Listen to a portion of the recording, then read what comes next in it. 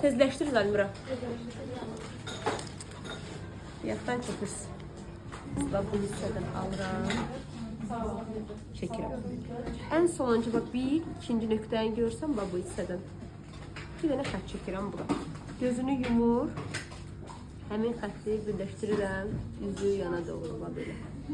Sonra bu ən aşağını görürsən. Buradan bir dənə dümdüz çər. Sonra birləşmə nöqtəsini bağlayırım.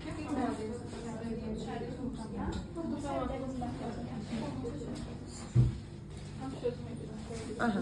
Gözünüzü yumur, açmayın. Bunun içi dolmalıdır elə layneler. Bunu doldurmalıyıq biz. Yəni bura tam şəkildə dolmalıdır. Yəni sonra işimiz yoxdur. Hə, yumur açmıyorsunuz.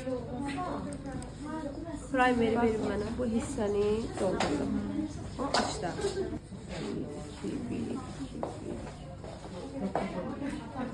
O hara aparsın? Açmayın. Buranı görsən bitiş nöqtəsini dümdüz düşürəm aşağı. Buradan. Açmır qəti şəkildə gözünü, qapalı şəkildə də qalır. İndi zər qoyacağıq. Zəri verin, açır ağzını.